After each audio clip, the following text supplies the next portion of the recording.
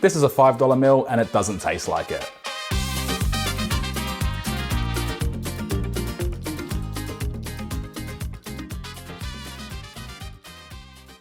Now first is the chicken. I've got 1 kilo or 2.2 pounds of chicken thigh fillets, and I'm cutting these into roughly 3 to 4 centimeter strips. I find that this size does give you a good amount of surface area for the sauce to grab onto later. Next is the onion. I'm using 1 brown or yellow onion and we're going to finely dice. The onion isn't going to be a textural element in the final dish. Its whole job is to melt down and become part of the base flavor for the rice. The smaller it is, the faster and more evenly this is going to happen. For the garlic, it's the same idea. Finely minced 3 cloves for the rice and 2 cloves for the sauce. You really don't want to be biting into chunks of garlic in the finished dish, so getting this properly fine means it just disappears into the sauce and the rice, flavoring everything properly. I'm using 1 red bell pepper or capsicum. You can use any color of your choice. This is a bit different. I'm cutting this with a slightly bigger dice than the onion because this one I do want you to notice. It's going into the fresh salsa with the corn and beans, and I want to keep some bite on it so you get that freshness against all of that smoky, saucy chicken. Finally is the limes, zest first and then juice. It's a simple thing, but it does trip people up. Once you've squeezed the lime, it can be incredibly hard to get the zest off, so make sure you zest that lime first and then set it aside. Get the chicken into a bowl and season it with 2 teaspoons of smoked paprika, 1 teaspoon each of ground cumin, garlic powder and onion powder, and then plus a good pinch of salt and cracked black pepper. Don't be shy here, a good amount of seasoning on the surface is what's going to flavor this whole dish, including the rice later on.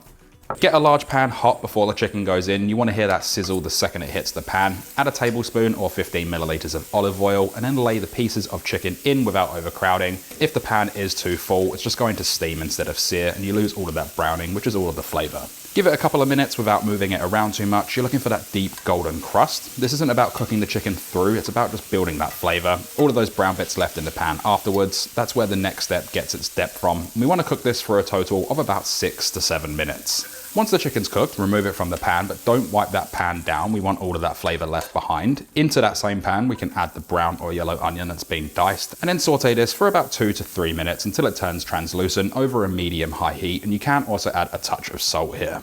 Next to go in is the minced garlic, that's the 3 cloves worth. 1 tablespoon of tomato paste and 1 teaspoon of smoked paprika. Mix it around and cook it for about a minute, and you're going to smell the beautiful aromas coming out of it. The tomato paste darkens slightly and the spices bloom in the fat. This is the base to our rice.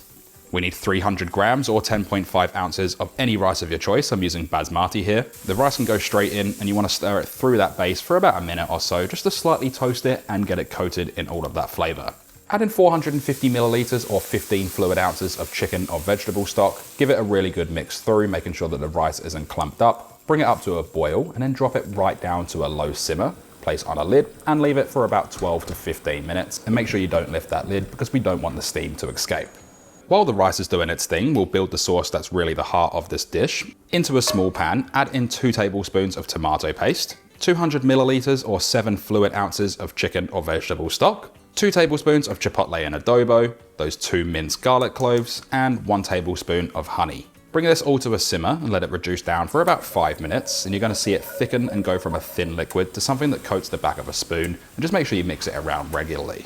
Now the chicken can go straight back in and you can add in any of those resting juices. Just toss it through until every piece is properly coated and glossy. Give it another couple of minutes on the heat just to make sure the chicken's cooked through and that sauce is properly tightened up around it. And then we can finish it off by adding in the juice of 1 lime. And I'm just using that fork trick just so we can get a little bit of pulp in there as well. Mix it around one last time, check it for seasoning, and this can be set aside until we're ready to serve. Now get a separate pan over a high heat. No oil is needed. We're going to add in 300 grams or 10.5 ounces of frozen corn. You can also use canned corn for this. While we cook it down, we just want to mix it around regularly, and all we're going for is to hear it pop and spit a bit. It's completely normal, and let it sit without stirring it too much for the first few minutes so it actually catches some color and char and spots, and that char is doing a lot of work here. It gives you that smoky, slightly sweet, almost grill flavor without needing a barbecue. Don't take it too far though, because it will burn quite easily once it gets to that stage. Once it's got some good color, turn it off the heat and then mix through 400 grams or 14 ounces of drained black beans that have been rinsed. And we can also add in that diced capsicum or pepper. An optional ingredient here is to add some coriander or cilantro. Like I said, completely optional, you don't have to use it, but it adds a really nice freshness if you like it. And make sure to season with salt and pepper, and then just mix it all together, make sure everything's nicely combined. And this can also be popped aside until we're ready to serve. The last component, it's the simplest. Add 150 grams or 5.3 ounces of Greek yogurt into a bowl. We're going to add in that lime zest that we reserved at the beginning of the video. Add in the juice of one more lime, using the fork technique to get a bit of pulp in there too. And we can grate 1 clove of garlic, adding that paste in there. Make sure you season with salt and ground white pepper, or you can leave the pepper out of this one, doesn't really matter. Whisk it together, and if it's too thick to drizzle nicely, loosen it up with a splash of water, just a teaspoon at a time until you get that pourable consistency, but you shouldn't need to from the lime juice.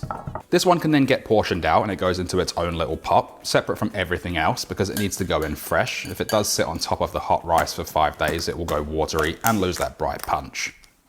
So once all of the elements are complete, the rice can go in first as the base. It's got that beautiful orangey tint from the tomato and the paprika. The salsa can go in next to it, and with all of the portion sizes, just make sure you divide everything by 5. Add over the Chipotle chicken on the top. It's got that nice glossy finish, and make sure you add over any of the sauce as well. And then repeat that 5 times, and that's your week sorted. So with that, you've got 5 meals, takes about 50 minutes from start to finish, and the total shop for this came in at around $25. And honestly, when you taste it, that smoky chicken, the flavored rice, and the fresh lime crema on top doesn't taste like a $5 meal. Right before serving up and after you've reheated it, just make sure you add that lime crema over the top. And then getting a bit of everything in one mouthful, we can then dig in. Everything about that goes perfectly together. The smoky rice, you got the freshness from the salsa and that little bit of caramelization on the corn. The chicken's beautiful and that nice smoky sauce as well. And then the lime crema just freshens it all up at the end. Absolutely fantastic dish, and I cannot wait for you guys to try it.